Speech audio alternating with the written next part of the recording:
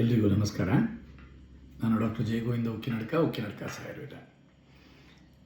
ಇವತ್ತು ನಾವು ಎಲ್ಲ ಕಡೆ ನೋಡುವಂಥದ್ದು, ಬಹಳ ಕಡೆ ಇವತ್ತೊಂದು ಚರ್ಚೆಯಲ್ಲಿರುವಂಥದ್ದು ಏನೆಂದರೆ, ಈ ಔಷಧಿಗಳಲ್ಲಿ ಅಡ್ವರ್ಸ್ ಇವೆಂಟ್ಸ್, ಆಯುರ್ವೇದ ಔಷಧಿಗಳಲ್ಲಿಯೂ ಅಡ್ವರ್ಸ್ ಇವೆಂಟ್ಸ್ ಬರ್ತಾ ಇದೆ. ಎಷ್ಟೋ ಮೂಲಿಕೆಗಳನ್ನು ತಗೊಂಡವರಿಗೆ ಲಿವರಿಗೆ ಡ್ಯಾಮೇಜ್ ಆಗಿದೆ, ಕಿಡ್ನಿಗೆ ಡ್ಯಾಮೇಜ್ ಆಗಿದೆ. ಇದು ನಾವು ಈಗ ತುಂಬ ನಾವು ಸೋಷಿಯಲ್ ಮೀಡಿಯಾದಲ್ಲಿ ನೋಡಿದರೆ ಎಷ್ಟೋ ಜನ ಇದರ ಬಗ್ಗೆ ನಿರಂತರ ಚರ್ಚೆ ಮಾಡ್ತಾ ಇರ್ತಾರೆ. ನಾವು ಇದರ ಕೆಲವು ಹಿನ್ನೆಲೆಯನ್ನು ನೋಡಿದರೆ, ತುಂಬ ಒಂದು 10-15-20 ವರ್ಷಗಳ ಹಿಂದೆ ಯುರೋಪಿನಲ್ಲಿ ಒಂದು ದೇಶದಲ್ಲಿ ಅಲ್ಲಿ ನಾವು ಈಶ್ವರಿ ಮೂಲ ಅಂತ ಹೇಳ್ತೀವಿ. ಈ ಈಶ್ವರಿ ಮೂಲದ ಒಂದು ಔಷಧಿಯನ್ನು ವೆಯ್ಟ್ ಲಾಸಿಗೋ ಬೇರೇನೋ ಸಮಸ್ಯೆಗೆ ಯಾರೋ ಪ್ರಿಸ್ಕ್ರೈಬ್ ಮಾಡ್ತಾರೆ ಅವರಿಗೆ. ಅದನ್ನು ಹೈ ಡೋಸಲ್ಲಿ ತಗೊಳ್ತಾರೆ, ಅವರಿಗೆ ರೀನಲ್ ಡ್ಯಾಮೇಜ್ ಆಗ್ತದೆ. ಇಲ್ಲಿ ಈಶ್ವರಿ ಮೂಲವನ್ನು ವಾಸ್ತವದಲ್ಲಿ ಆಯುರ್ವೇದದಲ್ಲಿ ವಿಷಚಿಕಿತ್ಸೆಯಲ್ಲಿ ಬಹಳ ಸಣ್ಣ ಪ್ರಮಾಣದಲ್ಲಿ ಬಳಸ್ತಾರೆ. ಅದನ್ನು ಎಕ್ಸ್ಟ್ರಾಕ್ಟ್ ತೆಗೆದು ಹೈ ಡೋಸ್ ಅದನ್ನು ನಮ್ಮ ಯಾವುದೇ ಕ್ವಾತಗಳಲ್ಲಿ, ಕ್ವಾತ ಚೂರ್ಣಗಳೆಂದರೆ ನಾವು 30 ಗ್ರಾಮಿಂದ 50 ಗ್ರಾಮ್ ಒಂದು ಫಲ, ಒಂದು ಮುಷ್ಟಿ, ಒಂದು ಸಾಧಾರಣ 30ರಿಂದ 70 ಗ್ರಾಮ್ ಪರ್ ಡೇ ತಗೊಳ್ಳುವಂಥ ಡೋಸಿಗೆ ನಾವು ಕ್ವಾತಗಳು ಅಂತ ಹೇಳ್ತೇವೆ. ಎಲ್ಲ ಕ್ವಾತ ಚೂರ್ಣಗಳನ್ನು ಒಂದು ಫಲ ಡೋಸಲ್ಲಿ ತಗೊಳ್ಳುವಂಥದ್ದು. ಇದರಲ್ಲಿ ಪಾಲಿ ಹರ್ಬಲ್ ಪ್ರಿಪರೇಷನ್ಸ್, ಏಕಮೂಲಿಕೆಗಳು, ಒಂದು ಸಿಂಗಲ್ ಹರ್ಬ್ ಪ್ರಿಪರೇಷನ್ಗಳು ಇರುವಂಥ ಕ್ವಾತಗಳು, ಮಲ್ಟಿಬಲ್ 2, 3, 4, 50, ಈಗ ಮಹಾರಾಸ್ನಾದಿ 30-35, ಮಹಾಮಂಜಿಷ್ಟಾದಿ 45-50, ರಾಸ್ನಾದಿ ಕ್ವಾತ 55-60, ಹೀಗೆ 45-55 ಈ ಮಧ್ಯೆ ಇಂಗ್ರೀಡಿಯೆಂಟ್ ಇರುವಂಥ ಕ್ವಾತ ಚೂರ್ಣಗಳು. ಇದನ್ನೇ ಎಲ್ಲ ಒಟ್ಟು ಸೇರಿಸಿ ಒಂದು ಫಲ ಅಂದರೆ 30ರಿಂದ 50 ಗ್ರಾಮ್. ಈಗ ನಾವು ಮಾಡರ್ನ್ ಆಯುರ್ವೇದ ಪ್ರಾಕ್ಟೀಸ್ನಲ್ಲಿ ಒಂದು ಫಲ ಅಂದರೆ ಸಾಮಾನ್ಯ 50 ಗ್ರಾಮ್ ಅಂತ ತಗೊಳ್ತೇವೆ. ಅದು ನಮ್ಮ ಕೇರಳದಲ್ಲಿ, ನಾವು ಕೇರಳದ ಪ್ರಾಕ್ಟೀಸಲ್ಲಿ ಸಾಮಾನ್ಯ 30 ಗ್ರಾಮಿನ ಕ್ವಾತಚೂರ್ಣವನ್ನು ಪರ್ ಡೇ ಡೋಸ್ ಅಂತೇಳಿ ತಗೊಳ್ತೇವೆ. ಈಗ ಇದೆಲ್ಲ ಈ ಬಹಳ ಕೆಲವೊಂದು ಉದಾಹರಣೆಗೆ ಪರ್ಪಟ ಅಂತ ಹೇಳುವಂಥದ್ದು ಬಹಳ ಹಗುರ ಇರುವಂಥದ್ದು. ಅದು ಫಲದ ಲೆಕ್ಕದಲ್ಲಿ ಅದನ್ನು ವಾಲ್ಯೂಮ್ನಲ್ಲಿ ಹಿಡ್ಕೊಂಡ್ರೆ ಕಡಿಮೆ ಆಗ್ತದೆ, ತೂಕದಲ್ಲಿ ಹಿಡ್ಕೊಂಡ್ರೆ ಅದು ಮುಷ್ಟಿಯಲ್ಲಿ ಹಿಡ್ಕೊಳ್ಳಿಕ್ಕೆ ಸಿಗುವುದಿಲ್ಲ. ಹಾಗಾಗಿ ಅದನ್ನು ಬ್ಯಾಲೆನ್ಸ್ ಮಾಡಿ ಈಗಿನ ಕೇರಳದ ಆಯುರ್ವೇದ ಚಿಕಿತ್ಸೆಯವರು ಸಾಧಾರಣ ಹೆಚ್ಚಿನ ಇನ್ಸ್ಟಿಟ್ಯೂಷನ್ಗಳಲ್ಲಿ 30 ಮ್ಯಾಕ್ಸಿಮಮ್ 50 ಗ್ರಾಮ್ನೊಳಗೆ ಒಂದು ಫಲ ಅಂತ ಹೇಳಿದ್ರಿಂದ ಒಂದು ಕಷಾಯ ಚೂರ್ಣದ ಡೋಸನ್ನು ತಗೊಳ್ತೇವೆ. ಅಂದರೆ ಈ ಆಯುರ್ವೇದದಲ್ಲಿ ಕಷಾಯಗಳು ಅಂತೇಳಿ ಯಾವುದನ್ನೆಲ್ಲ ರೆಕಮೆಂಡ್ ಮಾಡಿದಾರೋ ಅದೆಲ್ಲ ಈ 50 ಗ್ರಾಮ್ ಪರ್ ಡೇ ಅಥವಾ 30ರಿಂದ 70 ಗ್ರಾಮ್ ಪರ್ ಡೇ ಅದು ಟೋಟಲಿ ಸೇಫ್ ಅಂತ ಲೆಕ್ಕ. ಆದರೆ ಟೋಟಲಿ ಸೇಫ್ ಅಂತ ಹೇಳುವಾಗ ಇದರಲ್ಲಿ ಅತಿಶಯೋಕ್ತಿ ಇದೆಯಾ ಅಂಥೇಳಿ ಸ್ವಲ್ಪ ಮಟ್ಟಿಗೆ, ಯಾಕೆ ಅಂತ ಹೇಳ್ತೇನೆ ಅದು ಯಾವುದು ಅಂಥೇಳಿ. ಉದಾಹರಣೆಗೆ ನಾವು ನೆಲಕಡಲೆ, ನಮ್ಮ ಗ್ರೌಂಡ್ ನಟ್ಟನ್ನು ಹೇಳ್ತೇವೆ. ಗ್ರೌಂಡ್ ನಟ್ಟನ್ನು ತಿಂದು acute immediate hypersensitivity reaction, allergy ಆಗಿ ಎಮರ್ಜೆನ್ಸಿ ಡಿಪಾರ್ಟ್ಮೆಂಟಲ್ಲಿ ಹೋಗಿ ಅಡ್ಮಿಟ್ ಆಗುವವರಿದ್ದಾರೆ. ಪೈನಾಪಲನ್ನು ತಿಂದು ಇಡೀ ಶರೀರದಲ್ಲಿ ಎಲರ್ಜಿಕ್ ರ್ಯಾಷಸ್ ಬಂದು ಹಾಸ್ಪಿಟಲಲ್ಲಿ ಅಡ್ಮಿಟ್ ಆಗುವವರು, ಅದಕ್ಕೆ ತೀವ್ರವಾದಂಥ ಲಕ್ಷಣಗಳನ್ನು ಬಂದು ವೈದ್ಯರ ಹತ್ರ ಹೋಗೋರಿದ್ದಾರೆ. ಹಾಗೆ ನಾವು ನಮ್ಮ ನಿತ್ಯ ತಗೊಳ್ಳುವಂಥ ಆಹಾರದಲ್ಲೇ ಕೆಲವೊಮ್ಮೆ ಎಲರ್ಜಿ ಆಗ್ತದೆ. ಹಾಗಿರುವಾಗ ಈ ಔಷಧಿಗಳಲ್ಲಿ ಖಂಡಿತ ಯಾವ ಎಲರ್ಜಿಯೂ ಆಗೋದಿಲ್ಲ ಅಂತ ಹೇಳಿದರೆ ಅದೊಂದು ಸುಳ್ಳಾಗ್ತದೆ.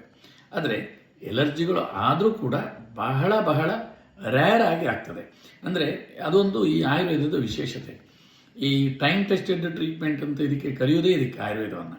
ಯಾಕೆಂದರೆ ಈ ಡಾಕ್ಯುಮೆಂಟೆಡ್ ಚರಕ, ಸುಶ್ರುತ ಹಾಗೂ ನಂತರ ಬಂದಂತಹ, ಅದು ವಾಗ್ಭಟನಲ್ಲಿ ಇರ್ಬೋದು, ಅಷ್ಟಾಂಗ ಹೃದಯ ಸಂಗ್ರಹ ಇರ್ಬೋದು, ನಂತರ ಬಂದಂತಹ ಲಘುತ್ರಯಿಗಳಿರ್ಬೋದು, ಭೈಷಜ್ಯ ರತ್ನಾವಳಿ ಇರ್ಬೋದು, ಶಾರಂಗಧರ, ಯೋಗರತ್ನಾಕರ, ನಂತರ ಬಂದಂಥ ಹಲವು ಗ್ರಂಥಗಳು, ಕೇರಳದಲ್ಲಿ ಆರೋಗ್ಯ ಕಲ್ಪದ್ರುಮ ಇರ್ಬೋದು, ನಂತರ ಬಂದಂಥ ಹಲವು ಟೆಕ್ಸ್ಟ್ಗಳಲ್ಲೆಲ್ಲ ಏನು ಮಾಡಿದ್ದಾರೆ ಅಂದರೆ ಇದಕ್ಕೆಲ್ಲ ಆಧಾರ ಯಾವುದು ಅಂತ ಹೇಳಿದರೆ ಬೃಹತ್ರಯಿಗಳು, ಚರಕ, ಸುಶ್ರುತ ಮತ್ತು ವಾಗ್ಭಟರು. ಈ ಮೂರರಲ್ಲಿರುವಂಥ ಯೋಗಗಳ ಒಂದು ರೂಪಾಂತರಗಳು ನಮಗೆ ನಂತರ ಕಾಣಲಿಕ್ಕೆ ಸಿಗ್ತದೆ. ಒಂದು ಹರ್ಬನ್ನು ಆ ಕಡೆ ಈ ಕಡೆ ಕಾಲಕ್ಕೆ, ಅಂದರೆ ಒಂದೊಂದು ಕಡೆಯಲ್ಲಿ ಡೆವಲಪ್ ಆಗಿದೆ. ಕೇರಳದಲ್ಲಿ ಡೆವಲಪ್ ಮಾಡಿದವರು ಏನು ಮಾಡಿದ್ದಾರೆ ಅಂದರೆ, ಈ ಉದಾಹರಣೆಗೆ ಒಂದೊಂದು ಹರ್ಬನ್ನು ನಾವು ಭಾರಂಗಿ ಅಂತ ಹೇಳಿದರೆ ಉತ್ತರ ಭಾರತದಲ್ಲಿ ಯೂಸ್ ಮಾಡುವ ಭಾರಂಗಿಯು ನಾವು ದಕ್ಷಿಣ ಭಾರತದಲ್ಲಿ ಯೂಸ್ ಮಾಡುವ ಭಾರಂಗಿಯು ವ್ಯತ್ಯಾಸ ಇದೆ. ಬ್ರಾಹ್ಮಿ ಅಂತ ಹೇಳಿದರೆ ಉತ್ತರ ಭಾರತದಲ್ಲಿ ಸೆಂಟ್ರಲ್ ಏಷಿಯಾಟಿಕ್ ಆದರೆ ಬೇಕೋಪಮೆನೋರಿಯನ್ನು ಜಲಬ್ರಾಹ್ಮಿ ಅಂತ ಹೇಳ್ತಾರೆ, ಅದಕ್ಕೆ ಬ್ರಾಹ್ಮಿ ಅಂತೇಳಿ ಕೇರಳದಲ್ಲಿ ಯೂಸ್ ಮಾಡ್ತಾರೆ. ಇದೆಲ್ಲ ಯಾವುದೋ ಕಾರಣಕ್ಕೆ ಆಯಾಯ ಪ್ರದೇಶದ ಅವೈಲೇಬಿಲಿಟಿ ಇತ್ಯಾದಿಗಳನ್ನು ಹೊಂದಿಕೊಂಡು ಕೆಲವೊಂದು ರೂಪಾಂತರಗಳು ಹಿಂದೆ ಮಾಡಿಕೊಂಡು ಬಂದಿದ್ದಾರೆ. ಅದು ಈಗಲೂ ನಡೀತದೆ. ಅದು ಕೂಡ ಟೈಮ್ ಟೆಸ್ಟೆಡ್, ಅದನ್ನು ಕೂಡ ಹಲವಾರು ಶತಮಾನಗಳಿಂದ ಉಪಯೋಗಿಸ್ತಾ ಬಂದಿದ್ದಾರೆ. ಸೊ ಈ ರೀತಿ ಈ ಟೈಮ್ ಟೆಸ್ಟೆಡ್ ಕಾಂಬಿನೇಷನ್ಗಳು ಟೆಕ್ಸ್ಟ್ನಲ್ಲಿ ಹೇಳಿದಂಥ ಡೋಸ್ನಲ್ಲಿ ಅದು ಥೆರಪೆಟಿಕ್ ಆಗಿ ಬಹಳ ಬಹಳ ಸೇಫು. ಹಾಗೆ ಉದಾಹರಣೆಗೆ ನಮ್ಮಲ್ಲಿ ಕೆಲವು ಭಲ್ಲಾತಕ ಅಂತ ಇದೆ. ಭಲ್ಲಾತಕ ಇರುವಂಥದ್ದು ವರುಣಾದಿಕ್ವಾತ ಅಂತ ಇದೆ. ಈ ವರುಣಾದಿಕ್ವಾತದಲ್ಲಿ ಭಲ್ಲಾತಕವನ್ನು ಶೋಧನೆ ಮಾಡಿ ಹಾಕದೇ ಇದ್ದರೆ ಅದನ್ನು ವರುಣಾದಿಕ್ವಾತ ತಗೊಂಡವರಿಗೆ ತುರಿಕೆ ನವೆ ಎಲ್ಲ ಬರುವಂಥದ್ದು, ತೊಂದರೆ ಆಗುವಂಥದ್ದು ಕೆಲವರಿಗೆ ಬಂದೇ ಬರ್ತದೆ. ಯಾಕೆಂತ ಹೇಳಿದರೆ ಭಲ್ಲಾತಕ ಕೆಲವರಿಗೆ ಎಲರ್ಜಿಯನ್ನು ಉಂಟು ಮಾಡ್ತದೆ. ಹಾಗೆ ಹೊಲೆಪ್ಟಿಲಿಯನ್ ಟೆಗ್ರಿಫೋಲಿಯಾ ಅಂದರೆ ಪೂತಿಕರಂಜ ಅಥವಾ ಲತಾಕರಂಜ ಅಂತ ಹೇಳ್ತಾರೆ. ಇದನ್ನು ಲತಾಕರಂಜ ಅಲ್ಲ, ಕಂಟಕಿ ಕರಂಜ, ಪೂತಿಕ ಅಂತಲೂ ಹೇಳ್ತಾರೆ ಅದಕ್ಕೆ. ಹೊಲೆಪ್ಟಿಲಿಯನ್ ಇನ್ನೊಂದು ಚಿರಬಿಲ್ವ ಅಂತ ಹೇಳ್ತಾರೆ. ಈ ಹರಬು ಕೂಡ ಹಾಗೆ. ಇದನ್ನು ಚೂರ್ಣ ರೂಪದಲ್ಲಿ ಬಾಯ್ಲ್ ಮಾಡದೆ ತಗೊಂಡ್ರೆ ಎಷ್ಟೋ ಜನರಿಗೆ ಇಡೀ ಮೈಯಲ್ಲಿ ತುರಿಕೆ ಬರ್ತದೆ. ಎಷ್ಟು ತುರಿಕೆ ಬರ್ತದೆ ಅಂದರೆ ಅದನ್ನು ನನ್ನ ಕೆಲವು ಪ್ರಾರಂಭದ ಪ್ರಾಕ್ಟೀಸ್ನ ದಿವಸದಲ್ಲಿ ನಾವು ಈ ಹರ್ಬಲ್ ಕಾನ್ಸಂಟ್ರೇಟ್ ಮಾಡುವಾಗ ಕಷಾಯವನ್ನು ಮಾಡಿ ಅದಕ್ಕೆ ಅದರ ಚೂರ್ಣವನ್ನು ಸೇರಿಸ್ತಿತ್ತು. ಈ ಚೂರ್ಣದಿಂದಾಗಿ ಒಂದು 100-200 ಜನರಿಗೆ ಕೊಟ್ಟರೆ 3-4 ಜನರಿಗೆ ತುರಿಕೆ ಬರ್ತಿತ್ತು.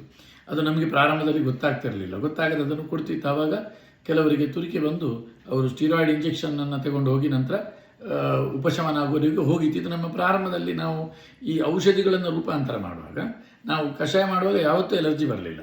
ಅದನ್ನು ಚೂರ್ಣ ಕೊಡುವಾಗ ಎಲರ್ಜಿ ಬಂದು ಬಿಡ್ತು. ಅದು ಬಟ್ ಅದಕ್ಕೂ ಕೂಡ ಶೋಧನೆ ಇದೆ. ಏನಂದರೆ ಅದನ್ನು ಕೆಂಡದಲ್ಲಿ ಇಟ್ಟು, ಈ ಬೆಂಕಿ ಆರಿದ ನಂತರ ಕೆಂಡ ಅಂತ ಹೇಳ್ತೀವಿ, ಆ ಕೆಂಡದಲ್ಲಿ ಅದರ ಬಾರ್ಕನ್ನು ಇಟ್ಟು ಅದು ಸ್ವಲ್ಪ ಬಾಡಬೇಕು. ಬಾಡಿದ ನಂತರ ಅದನ್ನು ಒಣಗಿಸಿ ಉಪಯೋಗಿಸಬೇಕು. ಅಥವಾ ಅದನ್ನು ಚೆನ್ನಾಗಿ ಬಾಯ್ಲ್ ಮಾಡಿದರೂ ಕೂಡ ಅದು ಬಹುಶಃ ಕೆಂಡದಲ್ಲಿ ಬಾಡಿಸದೆ ಅದನ್ನು ಚೂರ್ಣ ಮಾಡಿಕೊಟ್ರೆ ಅದು ಎಲರ್ಜಿ ಆಗ್ತದೆ. ಸೊ ಹೀಗೆ ಅದನ್ನು ನಾವು ಯಾವತ್ತೂ ಬೇಯಿಸುವುದರಿಂದ ಕೆಂಡದಲ್ಲಿ ಬಾಡಿಸ್ತಿರಲಿಲ್ಲ. ಸೊ ಈ ಕೆಲವೊಮ್ಮೆ ರೂಪಾಂತರ ಮಾಡುವಾಗ ಆಗುವಂಥ ಕೆಲವೊಂದು ಪ್ರಾರಂಭದಲ್ಲಿ ಒಂದೊಂದು ಆ ಪ್ರಕರಣದ ನಂತರ ನಾವು ಪ್ರತಿ ಇಂಗ್ರೀಡಿಯೆಂಟ್, ಪ್ರತಿಯೊಂದು ಹರ್ಬಿನಲ್ಲಿಯೂ ಈ ರೂಪಾಂತರಗಳನ್ನು ಮಾಡುವಾಗ, ಏನಾದರೂ ಹೊಸ ರೀತಿಯಲ್ಲಿ ಅದನ್ನು ತಯಾರು ಮಾಡುವಾಗ ಬಹಳಷ್ಟು ಅದರಲ್ಲಿ ಯೋಚನೆಗಳನ್ನು, ಬಹಳಷ್ಟು ಅದರ ಸಾಧ್ಯತೆಗಳನ್ನು ಚರ್ಚೆ ಎಲ್ಲ ಮಾಡಿಯೇ ಮಾಡ್ತೇವೆ. ಸೊ ಅದರ ನಂತರ ನಮ್ಮಲ್ಲಿ ಅಂಥ ಘಟನೆಗಳು ನಡೆಯಲಿಲ್ಲ. ಸೊ ಹಾಗಾಗಿ ಇಂಥ ಕೆಲವೊಂದು ಸಣ್ಣ ಸಣ್ಣ ವ್ಯತ್ಯಾಸಗಳು, ಸಣ್ಣ ಸಣ್ಣ ಅಡ್ವರ್ಸ್ ಇವೆಂಟ್ಗಳು ಆಯುರ್ವೇದ ಔಷಧಿಗಳಲ್ಲಿ ಆಗುವುದಿಲ್ಲ ಅಂದರೆ ಇರ್ತದೆ. ಬಟ್ ಅದನ್ನು ಹಿಂದಿನವರೇ ಹೇಗೆ ಆ ಅಡ್ವರ್ಸ್ ಇವೆಂಟ್ಸ್ ಆಗದ ರೀತಿಯಲ್ಲಿ ಅದನ್ನು ಶೋಧನ ಅಂತ ಹೇಳ್ತಾರೆ. ಉದಾಹರಣೆಗೆ ಅಶ್ವಗಂಧವನ್ನು ಹಾಲಿನಲ್ಲೊಮ್ಮೆ ಬೇಯಿಸಿ ಉಪಯೋಗಿಸಿ ಅಂತ ಹೇಳಿದ್ದಾರೆ. ಈಗ ನೀವು ಕೇಳಿದು ನೋಡು, ಅಶ್ವಗಂಧವನ್ನು ಹೈಯರ್ ಡೋಸಲ್ಲಿ ತಗೊಂಡ್ರೆ ಹೆಪಟೋಟಾಕ್ಸಿಕ್. ವಾಸ್ತವದಲ್ಲಿ ಆಯುರ್ವೇದದಲ್ಲಿ ಅಷ್ಟು ಹೈಯರ್ ಡೋಸ್ನಲ್ಲಿ ಅದನ್ನು ಹೇಳುವುದೇ ಇಲ್ಲ. ಆಯುರ್ವೇದದಲ್ಲಿ ಇದೆಲ್ಲ ಯಾವಾಗ ಆಗ್ತದೆ ಅಂತ ಹೇಳಿದರೆ ಈ ನ್ಯೂಟ್ರಾಸಿಟಿಕಲ್ಸ್ ಅಂದರೆ ಅದು ಆಯುರ್ವೇದ ಅಲ್ಲ ನಿಜವಾಗ್ಲೂ.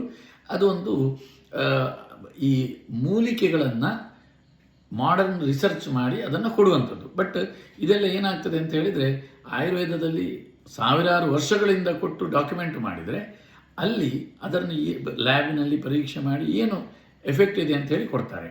ಒಂದು ತೊಂದರೆ ಏನೆಂದರೆ, ಈಗ ಉದಾಹರಣೆಗೆ ನನಗೆ ಒಂದು ಅಶ್ವಗಂಧದಲ್ಲಿ ಔಷಧಿ ಮಾಡಬೇಕು. ಅಶ್ವಗಂಧ ಟೆಕ್ಸ್ಟಿನಲ್ಲಿ ಒಂದು 8 ಗ್ರಾಮ್ ಪರ್ ಡೇ ಹೇಳಿದ್ದಾರೆ. ಅದನ್ನು ಹೇಳಿದ್ದಾರೆ ಹಾಲಲ್ಲೊಮ್ಮೆ ಬೇಯಿಸಬೇಕು ಅಥವಾ ಅದನ್ನೊಮ್ಮೆ ಬಾಯ್ಲ್ ಮಾಡಿಯೇ ಉಪಯೋಗ ಮಾಡಬೇಕು ಅಂಥೇಳಿ. ನೀವು ಅದನ್ನು ಚೂರ್ಣವನ್ನು ಎಕ್ಸ್ಟ್ರಾಕ್ಟನ್ನು ತೆಗೆದು ಕೊಡ್ತೀರಿ. ಕೊಡುವಾಗ ಅದನ್ನು 30-40 ಗ್ರಾಮ್ನಲ್ಲಿ ಅವರ ರಿಸರ್ಚಲ್ಲಿ ಏನು ಹೇಳ್ತದೆ ಅಂದರೆ, human dose in 30 grams, this is effective in depression, this is a very good tranquilliser, ಒಳ್ಳೆ ನಿದ್ದೆಯನ್ನು ಇಂಡ್ಯೂಸ್ ಮಾಡ್ತದೆ, ಇದು ಡಿಪ್ರೆಷನ್ಗೆ ಚೆನ್ನಾಗಾಗ್ತದೆ, ಇದು ಅಲ್ಝೈಮರ್ಸನ್ನು ಪ್ರಿವೆಂಟ್ ಮಾಡ್ತದೆ ಅಂತ ಹೇಳಿದರೆ ಅದಕ್ಕೆ 30-40-50 ಗ್ರಾಮ್ನ ಡೋಸ್ ಬೇಕಾಗ್ತದೆ. ಸೊ ಅದು ಆ ಈಕ್ವಲೆಂಟ್ ಡೋಸಲ್ಲಿ ಅದು ನಾವು ಹೇಳಿದಂಥ 2-3-4 ಗ್ರಾಮ್ನಲ್ಲಿ ಏನು ಎಫೆಕ್ಟ್ ಇರ್ತದೋ ಅದು ಆಯುರ್ವೇದ ಗ್ರಂಥಗಳಲ್ಲಿ ಇರ್ತದೆ. ಅದು ಆಯುರ್ವೇದ ಗ್ರಂಥದಲ್ಲಿ ಟೈಮ್ ಟೆಸ್ಟೆಡ್ ಆಗಿ ಅದು ನಿಂತದಕ್ಕೆ. ಹಾಗಾಗಿ ನಾವು ಅದನ್ನು ನಿದ್ದೆಗೋಸ್ಕರ ಅಶ್ವಗಂಧವನ್ನು ನಾವು ಉಪಯೋಗಿಸಲಿಲ್ಲ. ನಾವು ಅದನ್ನು ಉಪಯೋಗಿಸಿರುವಂಥದ್ದು ವಾಜೀಕರಣಕ್ಕೋಸ್ಕರ, ಸ್ಪರ್ಮ್ ಕೌಂಟನ್ನು ಇನ್ಕ್ರೀಸ್ ಮಾಡಲಿಕ್ಕೋಸ್ಕರ, ಸ್ಪರ್ಮೆಟೋಜೆನಿಸಿಸ್ ಬೆಟರ್ ಆಗಲಿಕ್ಕೋಸ್ಕರ. ನಮ್ಮ ಉದ್ದೇಶವೇ ಬೇರೆ ಇತ್ತಲ್ಲಿ. ಆದರೆ ಮಾಡರ್ನ್ ರಿಸರ್ಚ್ ಬೇರೆ ಯಾವುದೋ ಡೋಸ್ನಲ್ಲಿ ಅದನ್ನು ಬೇರೆ ಉಪಯೋಗದಲ್ಲಿ ಕೊಡುವಾಗ ಅದನ್ನು ಒಂದು ಬೈಪಾಸ್ ಮಾಡ್ತಾರೆ ಇಲ್ಲಿ. ಏನಂದರೆ, ಇದು ಆಯುರ್ವೇದದಲ್ಲಿ ತಲೆತಲಾಂತರದಿಂದ ಉಪಯೋಗಿಸಿದ್ದಾರೆ, ಹಾಗಾಗಿ this is considered to be safe. ಇದಕ್ಕೊಂದು ಈ ರೀತಿ ರಿಸರ್ಚ್ ಮಾಡುವವರಿಗೆ ಅದೊಂದು ಸಿಗುವಂಥ ಶಾರ್ಟ್ ಕಟ್ ಮೆಥಡ್. ಅವರೇನು ಮಾಡ್ತಾರೆ, ಈ ಹೊಸ ಡೋಸ್ನಲ್ಲಿ phase 1, phase 2, phase 3 ಮತ್ತು phase 4 ಬರುವಂಥದ್ದು ನಮ್ಮ ಮಾರ್ಕೆಟಿಗೆ. ಆದರೆ ಈ phase 1, phase 2, phase 3 ಸ್ಟಡಿಯನ್ನೆಲ್ಲ ಬೈಪಾಸ್ ಮಾಡಿಕೊಂಡು ಅದನ್ನು ಹೊಸ ಇಂಡಿಕೇಷನ್ಗೆ ಹೊಸ ಡೋಸ್ನಲ್ಲಿ ಮಾರ್ಕೆಟಿಗೆ ಹೈಯರ್ ಡೋಸಲ್ಲಿ ತರ್ತಾರೆ. ಸೊ ಇಂಥ ಅಶ್ವಗಂಧವನ್ನು ಯಾರು ಡಿಪ್ರೆಷನ್ಗೋಸ್ಕರನೋ ಅಲ್ಝೈಮರ್ ಡಿಸೀಸಿಗೆ ಅದು ಆಗ್ತದೆ ಅಂತ ಹೇಳಿಯೋ ಯಾರು ವೆರಿ ಹೈಯರ್ ಡೋಸ್ ಎಕ್ಸ್ಟ್ರಾಕ್ಟನ್ನು ತಗೊಳ್ತಾರೋ ಅವರಿಗೆ ಹೆಪಟೋಟಾಕ್ಸಿಸಿಟಿ ಬಂದಿರ್ತದೆ. ಹಾಗಾಗಿ ಯಾವತ್ತೂ ಆಯುರ್ವೇದ ಔಷಧಿಯನ್ನು ಆಯುರ್ವೇದ ವೈದ್ಯರಿಂದ ಆಯುರ್ವೇದದ ರೀತಿಯ ತಯಾರು ಮಾಡಿದಂಥ, ಈಗ ನಾವು ಕ್ವಾತಗಳನ್ನು ಹೇಳಿದಂಥದ್ದನ್ನು ಮಾತ್ರ 30ರಿಂದ 50 ಗ್ರಾಮ್ ಡೋಸ್ನ ಎಕ್ಸ್ಟ್ರಾಕ್ಟ್ ಆಗಿ ಮಾಡ್ತೇವೆ. ಯಾವುದನ್ನು ಚೂರ್ಣ ಹಿಡಿದೇವೆ ಅದು ಪರ್ ಡೇ ಮ್ಯಾಕ್ಸಿಮಮ್ 5ರಿಂದ 8 ಗ್ರಾಮ್ ಡೋಸ್ ಇರ್ತದೆ. ಅದರಿಂದ ಮೇಲಿನ ಡೋಸಿಗೆ ಹೋಗುವುದಿಲ್ಲ, ಅದನ್ನು 30 ಗ್ರಾಮಿಗೆ ಹೋಗಲಿಕ್ಕಿಲ್ಲ. ಯಾವುದನ್ನು ರಸೌಷಧಿಗಳಲ್ಲಿ ಹೇಳಿರ್ತಾರೆ ಹರ್ಬೋ ಮಿನರಲ್, ಅದು 1 Ratti per day 125 mg 250 mg ಇಷ್ಟು ಸಣ್ಣ ಡೋಸ್ನಲ್ಲಿರ್ತದೆ. ಅದನ್ನು 1 ಗ್ರಾಮ್ನಲ್ಲಿ ಕೊಟ್ಟು ಸೈಡ್ ಎಫೆಕ್ಟ್ ಬಂತು ಅಂತ ಹೇಳಿದರೆ ಅದು ಆಯುರ್ವೇದದ ತಪ್ಪಾಗೋದಿಲ್ಲ. ಖಂಡಿತ ಬರ್ತದೆ. ಯಾಕೆಂತ ಹೇಳಿದರೆ ಅದರಲ್ಲಿರುವಂಥ ಇಂಗ್ರೀಡಿಯೆಂಟ್ಗಳು ಆ ರೀತಿ. ಅದನ್ನು 125 mg ಅಂತ ಹೇಳಿರೋದಕ್ಕೆ ಒಂದು ಥೆರಪಿಟಿಕ್ ಡೋಸ್, ಇನ್ನೊಂದು ಸೇಫ್ ಡೋಸ್, ಇದು ಎರಡನ್ನು ಮಾಡಿಕೊಂಡು ಈ ಸಾವಿರಾರು ವರ್ಷದಿಂದ ಬಂದಿರುವಂಥದ್ದೆಲ್ಲ ಈ ರೀತಿಯಲ್ಲೇ. ಇದನ್ನು ನೀವು ಎಷ್ಟು ಜನರಿಗೆ, ನಾನು ಕಳೆದ 27 ವರ್ಷದಿಂದ ಈ ರೀತಿ ಸಣ್ಣ ಪುಟ್ಟ ಅಡ್ವರ್ಸ್ ಇವೆಂಟ್ಗಳು ಆಗಲಿಲ್ಲ ಅಂತ ಹೇಳೋದಿಲ್ಲ. ತುರಿಕೆ ಬರುವಂಥದ್ದು, ಕೆಲವೊಂದರಲ್ಲಿ ಕಾನ್ಸ್ಟಿಪೇಷನ್ ಆಗುವಂಥದ್ದು, ಕೆಲವೊಂದರಲ್ಲಿ ಮೈಡಿ ಬಿಸಿ ಆಗುವಂಥದ್ದು, ಹಾಗೆ ಸಣ್ಣ ಸಣ್ಣ ಪುಟ್ಟ ಅಡ್ವರ್ಸ್ ಇವೆಂಟ್ಸ್ಗಳು ಬಂದಿದೆ. ಆದರೆ ನಾವು ಈ ಆಯುರ್ವೇದದ ಮೂಲ ಸಿದ್ಧಾಂತವನ್ನು ಎಲ್ಲಿಯೂ ತಪ್ಪಿಸದೇ ಇರುವುದರಿಂದ ನಮಗೆ ನಾವು ಔಷಧಿ ಕೊಟ್ಟು ಹೆಪಟೋಟಾಕ್ಸಿಸಿಟಿ ಬಂದ ಘಟನೆಗಳಾಗಲಿ, ನೆಫ್ರೋಟಾಕ್ಸಿಸಿಟಿಗಳ ಬಂದ ಘಟನೆಗಳಾಗಲಿ ನಮಗೆ ಆಗುವುದೇ ಇಲ್ಲ. ಅದೇ ಈಗ ಒಂದು ಕಳೆದ 10-15 ವರ್ಷದಿಂದ ಎಷ್ಟೋ ದುರಂತ ಅಂದರೆ ಇದನ್ನು ಅಪಪ್ರಚಾರ ಮಾಡ್ತಾ ಇರುವಂಥವರು ಎಷ್ಟೋ ಆಧುನಿಕ ವೈದ್ಯರೇ. ಇದನ್ನು ಕೇರಳದಲ್ಲಂತೂ ಬಹಳ ಚೆನ್ನಾಗಿ ಮಾಡ್ತಾ ಇದ್ದಾರೆ. ಒಂದು ಆಧುನಿಕ ವೈದ್ಯರ ಒಂದು ಗುಂಪು, ಅವರು ಯುಕ್ತಿವಾದಿಗಳು ಅಂತ ಹೇಳಿಕೊಂಡು, ನಾವು ಬಹಳ ಎಂಥದ್ದು ಸೈನ್ಸ್ ಫಾಲೋವರ್ಸ್ ಅಂತ ಹೇಳಿಕೊಂಡು ಈ ರೀತಿಯಲ್ಲಿ ಆಯುರ್ವೇದದ ಹೆಸರನ್ನು ಹಾಳು ಮಾಡಲಿಕ್ಕೋಸ್ಕರ ಈ ಮಾಡರ್ನ್ ಹರ್ಬಲ್ ಪ್ರಿಪ್ರೇಷನ್ಸನ್ನು, modern herbal preparations are not that safe. ಯಾಕೆಂತ ಹೇಳಿದರೆ ಅದು ಫೇಸ್ 1, ಫೇಸ್ 2, ಫೇಸ್ 3 ಕ್ಲಿನಿಕಲ್ ಟ್ರಯಲನ್ನು ಫೇಸನ್ನು ಮಿಸ್ ಆಗಿ ಬಂದು ಡೈರೆಕ್ಟ್ ಜನರಿಗೆ ಕೊಡ್ತಾ ಇರುವಂಥದ್ದು.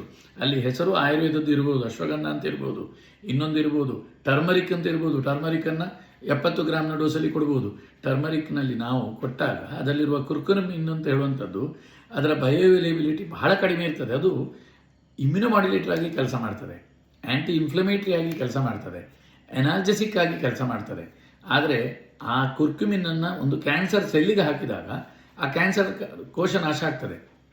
ಆದರೆ ಅದೇ ಅರಸಿನವನ್ನು ತಗೊಂಡಾಗ ಅದೇ ರೀತಿ ಕ್ಯಾನ್ಸರ್ ಹೋಗುವುದಿಲ್ಲ. ಯಾಕೆಂದರೆ ಆ ಕುರ್ಕುಮಿನ್ನ ಬಯೋಅವೈಲಬಿಲಿಟಿ ಬಹಳ ಕಡಿಮೆ ಇರ್ತದೆ. ಈ ಟರ್ಮರಿಕನ್ನು ನ್ಯೂಟ್ರಾಸ್ಯೂಟಿಕಲ್ಸ್ನಲ್ಲಿ ಅವರು ತಯಾರು ಮಾಡಿದಾಗ ಏನು ಮಾಡ್ತಾರೆ ಅಂದರೆ ಅದರ ಎಕ್ಸ್ಟ್ರಾಕ್ಟನ್ನು ಅವರು ನೋಡುವಾಗ ಏನು ಮಾಡ್ತಾರೆ, ಅವರ ಕ್ಲಿನಿಕಲ್ ಟ್ರಯಲ್ಸ್ನಲ್ಲಿ ಅವರು ಇನ್ವಿಟ್ರೋ ಮಾಡ್ತಾರೆ. ಹೆಚ್ಚು ಇನ್ವಿಟ್ರೋ ಮಾಡುವಾಗ curcumin very excellent anti cancer drug ಅಂತ ಹೇಳಿ.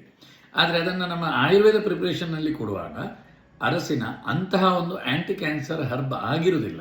ಯಾಕೆಂತ ಹೇಳಿದರೆ ಈ ಅರಸಿನವನ್ನು ಬಾಯಿ ಮೂಲಕ ತಗೊಂಡಾಗ ಈ ಕುರ್ಕುಮಿನ್ ಅಂತ ಹೇಳುವಂಥ ಅದರ ಏನು ಆ ಒಂದು ಘಟಕ ಇದೆಯೋ, ಬಹಳ ಎಕ್ಸಲೆಂಟ್ ಆ್ಯಂಟಿ ಕ್ಯಾನ್ಸರ್ ಘಟಕ ಇದೆಯೋ, ಅದು ಬಾಡಿಗೆ ಅಬ್ಸಾರ್ಬ್ ಆಗುವಂಥದ್ದೇ ಕಡಿಮೆ ಇರ್ತದೆ.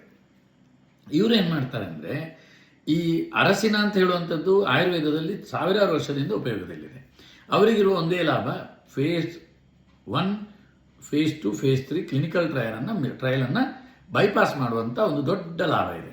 ಒಂದು ಕಾಟಾಚಾರಕ್ಕೋಸ್ಕರ ಒಂದು ಟಾಕ್ಸಿಸಿಟಿ ಸ್ಟಡಿ ಮಾಡ್ತಾರೆ, ಮಾಡಿಕೊಂಡು ಅದು ಸೇಫ್ ಆ್ಯಂಡ್ ಅದರಲ್ಲಿ ಬರೀತಾರೆ this is used in Ayurveda since millennium, 1000 ವರ್ಷ 2000 ವರ್ಷದಿಂದ.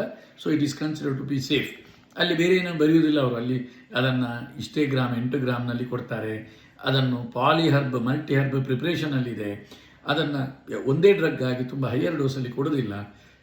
ಇವರೇನು ಮಾಡ್ತಾರೆ ಅಂದರೆ ಈ ಕುರ್ಕುಮಿನ್ನನ್ನು ಹೈಯೆಸ್ಟ್ ಬಯೋ ಅವೈಲೇಬಲ್ ಆಗುವ ರೀತಿಯಲ್ಲಿ ರಿಸರ್ಚ್ ಮಾಡ್ತಾರೆ. ಮಾಡಿ ಅದನ್ನು ತಗೊಂಡಾಗ ಈ ಕುರ್ಕುಮಿನ್ ಹೈಯೆಸ್ಟ್ ಬ್ಲಡ್ಡಿಗೆ ಹೋಗುವಾಗೆ ಮಾಡ್ತಾರೆ. ಯಾಕೆಂದರೆ ಅವರಿಗೆ ಆ್ಯಂಟಿ ಕ್ಯಾನ್ಸರ್ ಆ್ಯಕ್ಷನ್ ಬೇಕು. ವಾಸ್ತವದಲ್ಲಿ ಈ ಕುರ್ಕುಮಿನ್ ಅದರದ್ದು ಬಯೋ ಅವೈಲೇಬಿಲಿಟಿ ಅಷ್ಟಾದಾಗ ಅದು ಹೆಪಟೋಟಾಕ್ಸಿಸಿಟಿ ಆಗ್ಬೋದು, ಅದು ಸೈಟೋಟಾಕ್ಸಿಕ್ ಇರ್ಬೋದು. ಅದರಿಂದ ಬರುವಂಥ ಹೇಗೆ ಕೆಮೊಥೆರಪಿ ಡ್ರಗ್ ಕೊಟ್ಟಾಗ ತೊಂದರೆ ಬರ್ತದೋ ಅದೇ ರೀತಿ ಎಲ್ಲ ತೊಂದರೆಗಳು ಈ ಅರಸಿನವನ್ನು ಮಾರ್ಪಾಡು ಮಾಡಿದಾಗ ಬರ್ಬೋದು. ಆದರೆ ಆಯುರ್ವೇದದಲ್ಲಿ ಆ ರೀತಿಯಲ್ಲಿ ತಯಾರು ಮಾಡೋದಾಗಲಿ, ಆ ರೀತಿಯಲ್ಲಿ ಅದನ್ನು ಅಡ್ಮಿನಿಸ್ಟರ್ ಮಾಡೋದಾಗಲಿ ಇರುವುದೇ ಇಲ್ಲ. ನಮ್ಮ ಇಂಡಿಕೇಶನ್ ಕೂಡ ಅದು ಕ್ಯಾನ್ಸರ್ನಲ್ಲಿ ಇರೋದಿಲ್ಲ. ನಮ್ಮ ಇಂಡಿಕಾ ಅದು ನಮ್ಮಲ್ಲಿ ನಮ್ಮ ಗ್ರಂಥದಲ್ಲಿ ಆದರೂ ಅದನ್ನು ಒಂದು ಲೇಖನೀಯ ದ್ರವ್ಯ, ಸೈಟೋಟಾಕ್ಸಿಕ್ ಡ್ರಗ್ ಅಂತೇಳಿ, ಸೈಟೋಟಾಕ್ಸಿಕ್ ಆಗಿರುವಂಥದ್ದನ್ನು ಲೇಖನೀಯ ದ್ರವ್ಯ, ಬಲ್ಲಾತಕ, ಅದನ್ನೊಂದು ಲೇಖನೀಯ ದ್ರವ್ಯ ಆಗಿ ಹೇಳಿದ್ದಾರೆ. ಅದು ಸೈಟೋಟಾಕ್ಸಿಕ್ ಡ್ರಗ್ ಆಗಿ ಅದನ್ನು ಆಯುರ್ವೇದದಲ್ಲಿ ಎಕ್ಸ್ಪ್ಲೈನ್ ಮಾಡಿದ್ದಾರೆ. ಅದನ್ನು ಕೊಡಬೇಕಿದ್ರೆ ಅದನ್ನು ರಸಾಯನ ಚಿಕಿತ್ಸೆಯನ್ನು ಕುಟಿಪ್ರವೇಶಕದಲ್ಲಿ ಮಾಡ್ತಾರೆ. ಯಾಕೆಂತ ಹೇಳಿದರೆ ಅದನ್ನು ತಗೊಂಡು ಬಿಸಿಲಿಗೆ ಹೋದರೆ ತುಂಬ ಎಕ್ಸಿಮಾ ಬರೋದು, ತುಂಬ ಬಿಸಿಲು ಇದು ಮಾಡುವಂಥದ್ದು, ತುಂಬ ಹೈಯರ್ ಡೋಸಲ್ಲಿ ಹೋದಾಗ ಪ್ಲಾಸ್ಟಿಕ್ ಎನಿಮಿಯಾಗಳಂಥದ್ದನ್ನು ಬರೋದು. ಯಾಕೆಂತ ಹೈಯರ್ ಡೋಸಲ್ಲಿ ಕೊಡ್ತಾರೆ. ಹೈಯರ್ ಡೋಸಲ್ಲಿ ಕೊಡುವಾಗ ಬಿಸಿಲು ಗಾಳಿಗಳು ಏನು ತಾಗದ ಹಾಗೆ ಅದು ರೂಮಿನೊಳಗೆ ಬಂದು ಮಾಡಿ ಕೂತು ಅವನನ್ನು ಕಂಪ್ಲೀಟ್ ರೆಸ್ಟಲ್ಲಿ ಇಟ್ಟುಕೊಂಡು ಬಹಳ ಜಾಗ್ರತೆಯಲ್ಲಿ ಕೊಡ್ತಿದ್ರು ಹಿಂದೆ. ಹಾಗೆ ವಾತಾತಪಿಕ ರಸಾಯನ, ಕುಟಿಪ್ರವೇಶಕ ರಸಾಯನ. ನಮ್ಮಲ್ಲಿ ಇನ್ನೊಂದು ರಸಾಯನ ಕಾನ್ಸೆಪ್ಟ್ ಅಂತ ಇದೆ. ಏನಂದರೆ ಇದೇ ಹರ್ಬುಗಳನ್ನು 50 ಗ್ರಾಮ್ನಲ್ಲಿದ್ದದ್ದನ್ನು 70 gram, 80 gram, 100 gram, 200 gram, 500 gram, 700 ಗ್ರಾಮ್ನ ಡೋಸಲ್ಲಿ ಕೊಡುವಂಥದ್ದು.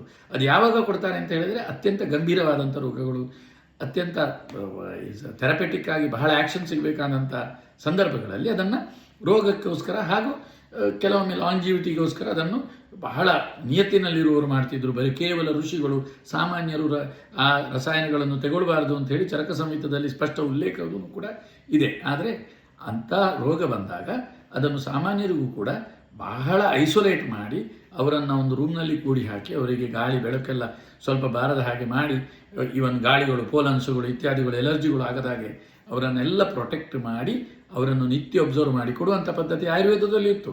ಅದನ್ನು 700 ಗ್ರಾಮ್ ಎಲ್ಲ ಹೋಗುವಾಗ ಅಥವಾ ಟಾಕ್ಸಿಕ್ ಡ್ರಗ್ಗಳನ್ನು ಕೊಡುವಾಗ ಅತ್ಯಂತ ನಿಬಂಧನೆಗಳ ಜೊತೆಯಲ್ಲಿ ಅದನ್ನು ಕೊಡ್ತಾ ಇತ್ತು. ಅದು ಈ ನೆಲ್ಲಿಕಾಯನ್ನು 1 ಗ್ರಾಮ್ 2 ಗ್ರಾಮ್ ಡೋಸಿಂದ ಕೇವಲ ಆಮ್ಲಕ ರಸಾಯನ ಮತ್ತು ಆಮ್ಲಕ ರಸಾಯನದಲ್ಲಿ ಪರ್ ಡೇ 600 ಗ್ರಾಮ್ನವರೆಗೆ ಕೊಡ್ತಾರೆ. ಬಟ್ 600 ಗ್ರಾಮಿನವರೆಗೆ ಕೊಡುವಾಗ ಅವರನ್ನು ಕೋಣೆಯೊಳಗೆ ಕೂಡಿ ಹಾಕಿ ಕೊಡಬೇಕು. ಯಾಕೆಂತ ಹೇಳಿದರೆ ಅದು ಸೇಫ್ ಇರುವುದಿಲ್ಲ ಆ ಡೋಸ್ನಲ್ಲಿ. ಆವಾಗ ಅವರನ್ನು ಡೀಪ್ ಒಬ್ಸರ್ವೇಷನ್ ಮತ್ತು ಬೇರೆ ಗಾಳಿ ಬೆಳಕು ಇತ್ಯಾದಿಗಳಿಗೆ ತಾಗದ ಹಾಗೆ ಕೂತು ಸೈಡ್ ಎಫೆಕ್ಟ್ಗಳನ್ನು ಲೀಸ್ಟ್ ಬರೋ ಹಾಗೆ ಮಾಡಿ ಕೊಡುವಂಥ ಪದ್ಧತಿ ಇತ್ತು.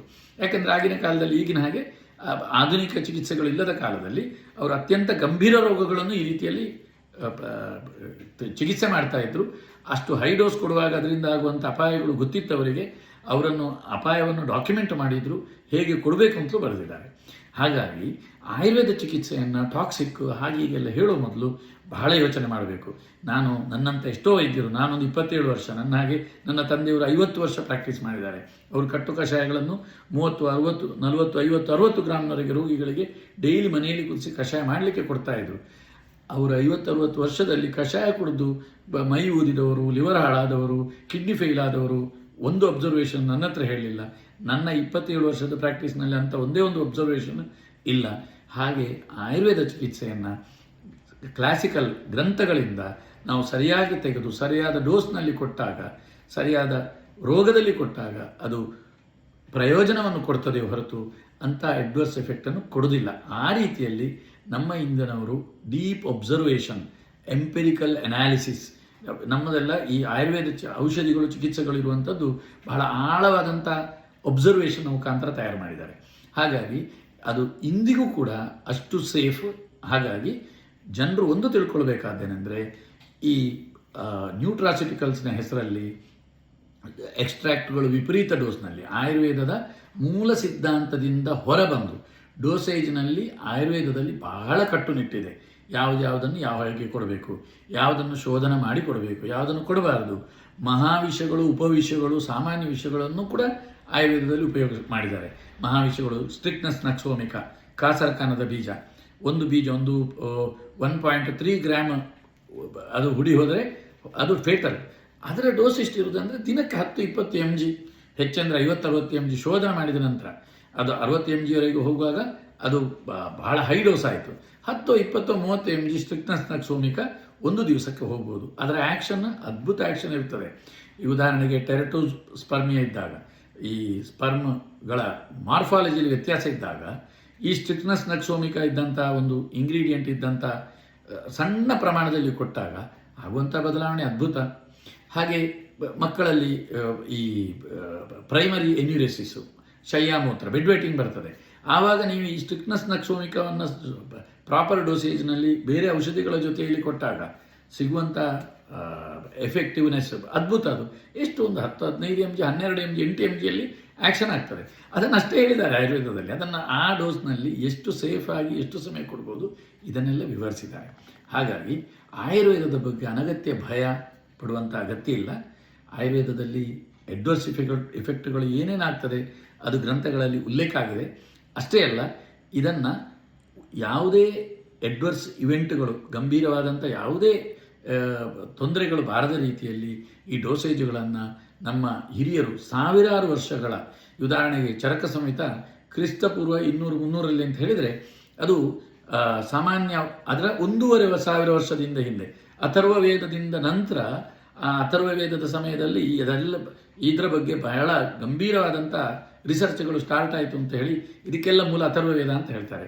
ಅಥರ್ವ ವೇದದಲ್ಲಿ ಇದ್ದಂಥ ಉಲ್ಲೇಖಗಳನ್ನು ಅದರಿಂದ ತೆಗೆದು ನಂತರ ಅದನ್ನು ಅಲ್ಲಿ ಅವರು ಮಾಡ್ತಿದ್ರು, ಅದನ್ನು ಮತ್ತೆ ಪುನಃ ಇನ್ವೆಂಟ್ ಮಾಡಿ ಅದನ್ನು ಪುನಃ ರಿಸರ್ಚ್ಗಳನ್ನು ಮಾಡಿ ಸಾವಿರಾರು ವರ್ಷಗಳ ಈ ಆಚಾರ್ಯರು ಹಿಂದಿನ ಯಾರು ಅದರಲ್ಲಿ ನುರಿತವರಿದ್ದರೋ ಅವರದನ್ನು ಸಾವಿರಾರು ರೋಗಿಗಳಿಗೆ ಕೊಟ್ಟು ಅದನ್ನು ಡಾಕ್ಯುಮೆಂಟ್ ಮಾಡಿದಂಥ ಗ್ರಂಥಗಳೇ ಈ ಚರಕ ಸಂಹಿತ, ಸುಶ್ರುತ ಸಂಹಿತ ಹಾಗೂ ನಂತರ ಬಂದಂಥ ಅಷ್ಟಾಂಗ ಹೃದಯ. ಹಾಗೆ ನಮ್ಮ ಆಯುರ್ವೇದದಲ್ಲಿ ಯಾವುದೇ ಇದಿರಲಿ, ಇವತ್ತು ನಾವೊಂದು ಹೊಸ ಔಷಧಿ ಹೊಸ ಪೇಟೆಂಟ್ ಮಾಡ್ತೇವೆ ಅಂತ ಹೇಳಿದರೆ ನಮಗೆ ಅದಕ್ಕೆ ಮೂಲ ಇದೇ ಗ್ರಂಥಗಳಾಗಿರ್ತದೆ. ನಾವು ಅದನ್ನು ಆಧಾರ ಇಲ್ಲದೆ ಸುಮ್ಮಿಗೆ ಒಂದು ಔಷಧಿಯನ್ನು ತೆಗೆದು ಮಾಡೋದಿಲ್ಲ. ಹಾಗೆ ಇನ್ನೊಂದು ನಮಗೆ ಆಯುರ್ವೇದದಲ್ಲಿ ಇರುವಂಥದ್ದು ಏನೆಂದರೆ ದೇಶಜಾನ, ಹಳ್ಳಿ ವೈದ್ಯರು ತಲೆತಲಾಂತರದಿಂದ ಒಂದು ಔಷಧಿಗಳನ್ನು ಕೊಟ್ಟು ಪ್ರಯೋಜನ ಆಗ್ತಾ ಇದೆ ಅಂತ ಹೇಳಿದರೆ ಅದನ್ನು ಅವರಿಂದ ತಿಳಿದು ಆ ಸೇಫ್ ಡೋಸನ್ನು ತಿಳಿದು ನೀವು ಪ್ರಯೋಗ ಮಾಡ್ಬೋದು ಅಂತ ಹೇಳಿ ಇದೆ. ಹಾಗಾಗಿ ಕೆಲವೊಂದು ಫೋಕ್ಲೋರ್ ಔಷಧಿಗಳು ಕಾಲಕಾಲದಲ್ಲಿ ಆಯುರ್ವೇದದಲ್ಲಿ ಹಾಗಾಗಿ ಸೇರ್ತಾ ಹೋಗಿದೆ. ಅದು ಕೂಡ ಬಹಳ ಸೇಫರ್ ಡೋಸಲ್ಲಿದೆ. ಏನೋ ಇದನ್ನು ತಿಳಿಯದೆ ಅಥವಾ ಬೈಪಾಸ್ ಮಾಡಿಕೊಂಡು ಈ ಆಯುರ್ವೇದದಲ್ಲಿ ಉಲ್ಲೇಖ ಆದಂಥ ಹರ್ಬ್ಗಳನ್ನು ಆ ಹೆಸರಿನಿಂದ ಅದನ್ನು ಮಾಡರ್ನ್ ರಿಸರ್ಚ್ನ ಹೆಸರಲ್ಲಿ ಇವರೆಲ್ಲ ಮಾಡುವಂಥದ್ದು ಏನೆಂದರೆ ಇನ್ವಿಟ್ರೋ ಸ್ಟಡಿ ಅಂದರೆ ಕೋಶಗಳನ್ನ ಮೇಲೆ ಅದನ್ನು ಡೈರೆಕ್ಟ್ ಔಷಧಿನ ಹಾಕಿ ಏನಾಗ್ತದೆ ಅಂತ ನೋಡೋದು. ವಾಸ್ತವದಲ್ಲಿ ಅದು ಯಾವುದು ವರ್ಕ್ ಆಗೋದಿಲ್ಲ ಸರಿಯಾಗಿ. ಅದರಲ್ಲಿ 90% ವರ್ಕ್ ಆಗೋದಿಲ್ಲ. ಯಾಕಂದ್ರೆ ನಾವು ಬಾಯಿಂದ ತಗೊಂಡಾಗ ಅದು ರಕ್ತಕ್ಕೆ ಹೋಗಿ ಬಯೋ ಅವೈಲೇಬಿಲಿಟಿ ಅಂತ ಇದೆ. ಅದು ನಮ್ಮ ಆಯುರ್ವೇದದಲ್ಲಿ ನೇರ ಬಯೋ ಅವೈಲೇಬಲ್ ನಮ್ಮ ಈ GITಯನ್ನು ಬೈಪಾಸ್ ಮಾಡುವಂಥದ್ದು ಹೋಗುವಂಥದ್ದು ಕೇವಲ ಲೇಪದ ಔಷಧಿಗಳು ಮಾತ್ರ. ನಮ್ಮ ಏನ್ಷಿಯಂಟ್ ಇಂಜೆಕ್ಷನ್ಸ್ ಅಂದರೆ ಅದು ಲೇಪಗಳು. ಆ ಲೇಪಗಳು ಹೇಗೆ ಅಂತ ಹೇಳಿದರೆ ಇಡೀ ಶರೀರ ಲೇಪ ಮಾಡಿದರೆ ನೀವು ಒಂದು ಇಂಜೆಕ್ಷನ್ನಲ್ಲಿ ನಾವೀಗ ಏನು 1 ml ಕೊಡ್ತೇವೋ ಆ 1 mlನ 1 ಡ್ರಾಪ್ ಹೋಗಲಿಕ್ಕೆ 3 ಗಂಟೆ 4 ಗಂಟೆ ಇಡೀ ಶರೀರಕ್ಕೆ ಹಚ್ಚಿದಾಗ ಹೋಗ್ಬೋದು. ಸೊ ಅಷ್ಟು ಸಣ್ಣ ಪ್ರಮಾಣದಲ್ಲಿ ಮೂಲಿಕೆಗಳು ಈ ಲೇಪದಲ್ಲಿ ಅಬ್ಸಾರ್ಬ್ ಆಗ್ತದೆ. ಅಂಥ ಲೇಪದಲ್ಲಿ ಉಲ್ಲೇಖ ಮಾಡಿದ ಔಷಧಿಗಳನ್ನು ಮಾತ್ರ ನಾವು ಲೇಪಕ್ಕೆ ಹಾಕ್ತೇವೆ. ಒಂದು ಔಷಧಿಯನ್ನು ನಾವು ಲೇಪಕ್ಕೆ ಹಾಕಬೇಕೆಂದರೆ ಅದು ಲೇಪಕ್ಕೆ ಇಲ್ಲಿ ಉಲ್ಲೇಖ ಆಗಿರಬೇಕು, ಅದನ್ನು ಕೂಡ ಅದು ಡಾಕ್ಯುಮೆಂಟ್ ಆಗಿರಬೇಕು. ಸೊ ಇಲ್ಲದಿದ್ದರೆ ನಾವು ಅದನ್ನು ಲೇಪಕ್ಕೆ ಹಾಕುವಾಗ ನಮಗೆ ಅಂಥ ಅನುಭವಿಗಳಿಗಿಂತ ತಲೆತಲಾಂತರದಿಂದ ಪರಂಪರೆಯಿಂದ ಬಂದಂಥ ಒಂದು ಸರಿಯಾದ ಜ್ಞಾನ ಸಿಗಬೇಕು. ಇಲ್ಲದೆ ನಾವು ಅದನ್ನು ಲೇಪಕ್ಕೆ ಕೊಡಲಿಕ್ಕೂ ಆಗೋದಿಲ್ಲ. ಯಾಕೆಂದರೆ ಅದು ಇದನ್ನು ಬೈಪಾಸ್ ಮಾಡಿ ಹೋಗುವಂಥದ್ದು. ಹಾಗೆ ಈ ರಿಸರ್ಚ್ ಮಾಡುವಾಗ ನೀವು ನೋಡಿ ಅದು ಇನ್ವಿಟ್ರೋ ಸ್ಟಡಿಯಾ, ಇನ್ ವಿವೋ ಸ್ಟಡಿಯಾ, ಹ್ಯೂಮನ್ ಸ್ಟಡಿಯಾ. ಇನ್ ವಿವೋ ಅಂದರೆ ಪ್ರಾಣಿಗಳ ಮೇಲೆ ಕೊಟ್ಟಿರ್ತಾರೆ, ಅಥವಾ ಹ್ಯೂಮನ್ ಸ್ಟಡಿ. ಈ ಇನ್ ವಿವೋ ಸ್ಟಡಿ ಕೂಡ ಅದು 100ಕ್ಕೆ 100 ಸರಿಯಲ್ಲ. ಅದು ಮನುಷ್ಯರ ಮೇಲೆ ಅದೇ ರೀತಿ ಆಗಬೇಕು ಅಂತಿಲ್ಲ. ಹಾಗಾಗಿ ಯಾವುದೇ ಒಂದು ನ್ಯೂಟ್ರಾಸಿಟಿಕಲ್ಸ್ ಅಂತೇಳಿ ಅಥವಾ ಹೊಸ ಅನ್ವೇಷಣೆ ಅಂತೇಳಿ ಬಂದು ಅದು ಹೊಸ ಔಷಧಿ ಆಗಬೇಕಿದ್ರೆ ಅದು phase 1, 2, 3 ಅದನ್ನು ಫಸ್ಟಿಗೆ ಅದರ ಟಾಕ್ಸಿಕ್ ಡೋಸ್, ಪ್ರತಿ ಹರ್ಬಿಗೆ ಒಂದು ಟಾಕ್ಸಿಕ್ ಡೋಸ್ ಅಂತ ಇದೆ, ಅದೊಂದು ಕೊಲ್ಲುವ ಡೋಸ್ ಅಂತ ಇರ್ತದೆ. ಹಾಗಾಗಿ ಅದು ಕೆಜಿಗಟ್ಟಲೆನೂ ಇರ್ಬೋದು. ಅದನ್ನು ಅವರು ನಿರ್ಣಯ ಮಾಡಬೇಕು. ಅದಾದ ನಂತರ ಅದರ ಕ್ರಾನಿಕ್ ಟಾಕ್ಸಿಸಿಟಿ ಇದೆಯಾ ಅಂತ ನೋಡಬೇಕು. ಎನಿಮಲ್ಗಳಲ್ಲಿ ಅದನ್ನು ಇದೆಲ್ಲ ಆದ ನಂತರ ಅದನ್ನು ಇನ್ವಿಟ್ರೋ ಮತ್ತು ಇನ್ವಿವೋ ಸ್ಟಡಿಗಳು ನಡೀಬೇಕು. ಇನ್ವಿಟ್ರೋ ಮಾಡ್ತಾರೆ ಎಲ್ಲದಕ್ಕೂ ಕೂಡ, ಮಾಡಿದರೆ ಅದೇನು ಕನ್ಫರ್ಮೇಷನ್ ಅಲ್ಲ, ಅದಕ್ಕೆ ಅಂಥ ಒಂದು ಆ್ಯಕ್ಷನ್ ಇದೆ ಅಂತೇಳಿ ಅವರಿಗೆ ಗೊತ್ತಾಗ್ತದೆ ಅಷ್ಟೇ. ಅಂದರೆ ಇನ್ವಿವೋದಲ್ಲಿ ಅದು ಅಬ್ಸಾರ್ಬ್ ಆದರೆ ಅದು ಬಾಯಿಯ ಮೂಲಕ ಕೊಡುವಾಗ ಆ್ಯಕ್ಷನ್ ಆಗ್ಬೋದು. ಅದು ಆಗೋದೇ ಇಲ್ಲ ಅಂದರೆ ಕೆಲವೊಮ್ಮೆ ಆಗದೇ ಇರ್ಬೋದು. ಅದು ಆಗದೇ ಇದ್ದರೂ ಕೂಡ ಹೊಟ್ಟೆಗೆ ಹೋದ ನಂತರ ರೂಪಾಂತರಗೊಂಡು ಬೇರೆ ಯಾವುದೋ ರೂಪದಲ್ಲಿ ಸೇರಿ ಇನ್ನೊಂದು ಹರ್ಬಿನ ಜೊತೆಗೆ ಮಾಲಿಕ್ಯೂಲ್ನ ಜೊತೆಯಲ್ಲಿ ಸೇರಿ ಪಾಲಿಹರ್ಬ್ಗಳಲ್ಲಿ ಬೇರೆ ಮಾಲಿಕ್ಯೂಲ್ನ ಜೊತೆಯಲ್ಲಿ ಸೇರಿ ಅದು ಕೆಲಸ ಮಾಡ್ಬೋದು. ಸೊ ಈ ರೀತಿಯಲ್ಲಿ ಒಂದು ಹರ್ಬನ್ನು ಸ್ಟಡಿ ಮಾಡೋದು ಅಂತ ಹೇಳಿದರೆ ಅದು ಇವತ್ತು ಕೂಡ ಅಷ್ಟು ಸುಲಭದ ಕೆಲಸ ಅಲ್ಲ. ಹಾಗಾಗಿ ಬೈಪಾಸ್ಗಳನ್ನು ಮಾಡಲಿಕ್ಕೋಸ್ಕರ phase 1, phase 2, phase 3 ಎಲ್ಲವನ್ನು ಮೀರಿ ಡೈರೆಕ್ಟ್ phase 4 ಜನರಿಗೆ ಕೊಟ್ಟು ಅದನ್ನು ಒಂದು ಇನ್ವಿಟ್ರೋ ಸ್ಟಡಿ ಆಧಾರದ ಮೇಲೆ ಪ್ರಯೋಜನ ಆಗ್ತದೆ ಅಂತ ಹೇಳಿ ಸುಮ್ಗೆ ಅದನ್ನು 50 ಗ್ರಾಮ್ 100 ಗ್ರಾಮ್ 500 ಗ್ರಾಮ್ನ ಎಕ್ಸ್ಟ್ರಾಕ್ಟ್ಗಳನ್ನು ಜನರಿಗೆ ಕೊಟ್ಟು ದಾರಿ ತಪ್ಪಿಸಿ ಕೊಡುವಂಥ ಮೂಲಿಕೆಗಳಲ್ಲಿ ಮಾತ್ರ ಸೈಡ್ ಎಫೆಕ್ಟ್ ಬಂದಿರುವಂಥದ್ದು. ಸರಿಯಾದ ಆಯುರ್ವೇದ ಫಾರ್ಮುಲೇಷನ್ನಲ್ಲಿ ಸೈಡ್ ಎಫೆಕ್ಟ್ಗಳು ದಾಖಲಾಗಿಲ್ಲ, ಆಗ್ತಾನೂ ಇಲ್ಲ, ಅದು ಆಗೋದೂ ಇಲ್ಲ. ಯಾಕೆಂತ ಹೇಳಿದರೆ ಅದು ಆಗಬೇಕಂದ್ರೆ ಏನಾದರೂ ಅದು ಒಬ್ಬೊಬ್ಬ ಮಾಡುವ ತಪ್ಪಿನಿಂದ ಇರ್ತದೆ. ನಾನಾಗೊಂದು ಮಾರ್ಪಾಡು ಮಾಡುವಾಗ ಆಗುವ ತಪ್ಪು ಅಂತ ಹೇಳಿದೆ ನಡೀತದೆ ಕೆಲವೊಮ್ಮೆ. ಆದರೆ ಅದರಿಂದ ನಾವು ಕಲ್ತಿದ್ದೇವೆ ತುಂಬ. ಅದರ ನಂತರ ಇದುವರೆಗೆ ಆಗಲಿಲ್ಲ. ಹಾಗೆ ಇಂಥದ್ದೆಲ್ಲ ಹಾಗೆ ಹೇಳಿಕೊಂಡು ಕೆಲವೊಂದು ಆಯುರ್ವೇದ ಮೂಲಿಕೆಗಳಲ್ಲಿ ಅಂತ ಎಡ್ವರ್ಸ್ ಇವೆಂಟ್ಸ್ ಇರ್ತದೆ, ಸಣ್ಣದು ಅಂಥದ್ದು ಬರ್ತದೆ. ಬಟ್ ಗಂಭೀರವಾದಂಥ ಎಡ್ವರ್ಸ್ ಇವೆಂಟ್ಸ್ ಸರಿಯಾಗಿ ತಯಾರು ಮಾಡಿದಂಥ ಆಯುರ್ವೇದ ಔಷಧಿಗಳಲ್ಲಿ ಆಗುವುದಿಲ್ಲ. ಮ್ಯಾನುಫ್ಯಾಕ್ಚರಿಂಗ್ ಡಿಫೆಕ್ಟೋ ಅಥವಾ ಇನ್ಯಾವುದೋ ತೊಂದರೆಯಿಂದ ಆದರೆ ಅದನ್ನು ಆಯುರ್ವೇದಕ್ಕೆ ದೂರುವಂಥದ್ದು ಖಂಡಿತ ಸರಿಯಲ್ಲ. ಈಗ ಸದ್ಯದಲ್ಲಿ ಉತ್ತರ ಭಾರತದಲ್ಲಿ ಮಧ್ಯಪ್ರದೇಶದಲ್ಲೇನೋ ಒಂದು ಕಫ್ ಸಿರಪ್ ಒಂದು ಕಂಪನಿಯವರು ದುಡ್ಡಿನ ಆಸೆಗೋಸ್ಕರ ಲೋ ಗ್ರೇಡ್, ಎಲ್ಲಿ ಫಾರ್ಮಾ ಗ್ರೇಡ್ ಹಾಕಬೇಕಿತ್ತೋ ಅಲ್ಲಿ ಇಂಡಸ್ಟ್ರಿಯಲ್ ಗ್ರೇಡ್ ಪ್ರಾಡಕ್ಟನ್ನು ಹಾಕಿ, ಅದು ಪ್ರಾಡಕ್ಟೇ ಬೇರೆ ಇತ್ತು, ಅದು ನೆಫ್ರೋಟಾಕ್ಸಿಕ್ ಆಗಿತ್ತು. 20 ಮಕ್ಕಳು ಹಸು ನೀಗ್ತಾರೆ. ಅದನ್ನು ಯಾರೂ ಕೂಡ ಎಲೋಪತಿ ಔಷಧಿ ಅಂತೇಳಿ ದೂರಲಿಲ್ಲ. ಅವರು ಆ ಕಂಪನಿಯ ಮೇಲೆ ಇದು ಮಾಡಿದ್ದಾರೆ, ಕೇಸ್ ಮಾಡಿದ್ದಾರೆ, ಆ್ಯಕ್ಷನ್ ತಗೊಳ್ತಾರೆ. ಅವರ ಆ ದುರಾಸೆಯಿಂದ ಆದಂಥ ಒಂದು ಎಡ್ವರ್ಸ್ ಇವೆಂಟ್ ಆಗಿರ್ತದೆ. ಹಾಗಾಗಿ ಔಷಧಿಗಳಲ್ಲಿ ಇಂಥದ್ದು ಯಾವ ಸಿಸ್ಟಮ್ನಲ್ಲಿ ನಡೀಬೋದು, ಅದಕ್ಕೆ ಇಡೀ ಸಿಸ್ಟಮನ್ನೇ ಅದು ಸೇಫ್ ಅಲ್ಲ ಅಂತ ಹೇಳುವಂಥದ್ದು ಬಹುಶಃ ಅದು ಬಹಳ ತಪ್ಪಾಗ್ತದೆ. ಹಾಗಾಗಿ ಆಯುರ್ವೇದ ಚಿಕಿತ್ಸೆಯನ್ನು ಸರಿಯಾಗಿ ಪಡೆಯುವಾಗ ಯಾವುದೇ ಭಯ ಇಲ್ಲದೆ ಸರಿಯಾದ ನುರಿತ ಆಯುರ್ವೇದ ವೈದ್ಯರಿಂದ ಮಾತ್ರ ಪಡೆಯಿರಿ. ಇವತ್ತಿನ ಆಯುರ್ವೇದ ವೈದ್ಯರು ಅವರು 4.5 ವರ್ಷ ಥಿಯರಿಗಳನ್ನು 1 ವರ್ಷ, ನಂತರ ಇಂಟರ್ನ್ಶಿಪ್, ಮತ್ತು ಸ್ನಾತಕೋತ್ತರ ಪದವಿಯಲ್ಲಿ ಮತ್ತೆ 3 ವರ್ಷ, ಇನ್ನೆಷ್ಟು ವೈದ್ಯರು ಅವರ ಈ ಆಸಕ್ತಿ ಇರುವಂಥ ಫೀಲ್ಡ್ನಲ್ಲಿ PhDಗಳನ್ನು ಮಾಡುವುದು, ಅತ್ಯಂತ ಆಳವಾದ ಅಧ್ಯಯನಗಳನ್ನು ಎಲ್ಲ ಮಾಡಿಕೊಂಡು ಬರ್ತಾರೆ. ಹಾಗಾಗಿ ವೈದ್ಯರ ವಿನಃ ನೀವು ವೈದ್ಯರಲ್ಲದವರ ಹತ್ರ ತಿಳಿಲಿಕ್ಕೆ ಹೋಗಬೇಡಿ. ಯಾಕೆಂದರೆ ಇವತ್ತಿನದ್ದು ಇದು ಮಾಡರ್ನ್ ಆಯುರ್ವೇದ ಅಂದರೆ ಇಲ್ಲಿ ಇಂಥ ಎಲ್ಲ ನಾಲೆಜ್ಗಳನ್ನು ನಾವು ಸಮೀಕರಿಸಲಿಕ್ಕಾಗ್ತದೆ. ಸೇಫ್ಟಿಯನ್ನು ನಾವು ಇನ್ನೂ ಚೆನ್ನಾಗಿ ಯಾಕೆಂತ ಹೇಳಲಿಕ್ಕಾಗ್ತದೆ. ಇದನ್ನು ನೀವು ಎಲೋಪತಿ ವೈದ್ಯರ ಹತ್ರ ಆಯುರ್ವೇದದ ಬಗ್ಗೆ ಸೇಫ್ಟಿಯ ಬಗ್ಗೆ ಮಾತನಾಡಬೇಡಿ. ಅವ್ರು ಯಾವುದೋ ಒಂದು ನ್ಯೂಟ್ರಾಸಿಟಿಕಲೋ ಇದನ್ನು ಹಿಡ್ಕೊಂಡು ಆಯುರ್ವೇದವನ್ನು ದೂರಲಿಕ್ಕೆ ಸಿಕ್ಕಿದ್ದು ಚಾನ್ಸ್ ಅಂತೇಳಿ ಎಲ್ಲರೂ ಮಾಡೋದಿಲ್ಲ.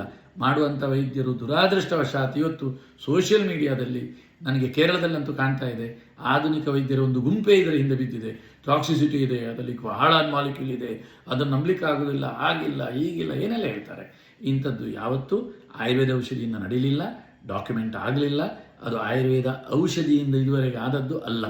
ಆಯುರ್ವೇದದಲ್ಲಿ ಆ ಮೂಲಿಕೆಯನ್ನು ತಯಾರು ಮಾಡ್ತಿದ್ರು, ಅದನ್ನು ಉಪಯೋಗಿಸಿದಂಥ ವಿಧಾನ, ಅದನ್ನು ಕೊಟ್ಟಂಥ ಡೋಸ್, ಅದನ್ನು ಮಾಡಿದಂಥ ಬಯೋಅವೈಲಬಿಲಿಟಿ ಎಲ್ಲವೂ ಕೂಡ ಆಯುರ್ವೇದ ಸಿದ್ಧಾಂತಕ್ಕೆ ಸಂಪೂರ್ಣ ವಿರುದ್ಧ ಆಗಿತ್ತು. ಹಾಗಾಗಿ ಅಲ್ಲಿ ಅಡ್ವರ್ಸ್ ಇವೆಂಟ್ ಬಂದಿದೆ. ಈ ರೀತಿ ಮಾಡುವಂಥದ್ದು ಆಯುರ್ವೇದದಲ್ಲಿ ನಡೀಲಿಲ್ಲ. ಆದರೆ ಗೊತ್ತಿದ್ದರಿಂದಲೇ ಅಂಥ ಕೆಲವೊಂದು ಮೂಲಿಕೆಗಳಿಗೆ ಮೊದಲೇ ಶೋಧನವನ್ನು ಕೊಡುವಂಥದ್ದು, ಸೇಫ್ ಆಗಿ ಯೂಸ್ ಮಾಡುವಂಥದ್ದು ಆಯುರ್ವೇದದಲ್ಲಿ ಭಾಳ ಹಿಂದಿಂದಲೇ ಹೇಳ್ತಾ ಇದ್ದಾರೆ. ಇವತ್ತಿನ ಆಯುರ್ವೇದ ಔಷಧಿಗಳು ಕೂಡ ಹಾಗೆ ಜೆನ್ವಿನ್ ಆಗಿ ತಯಾರು ಮಾಡುವಂಥವರು ಬಹಳ ಸೇಫಾಗಿ ಇದನ್ನು ತಯಾರು ಮಾಡ್ತಾರೆ.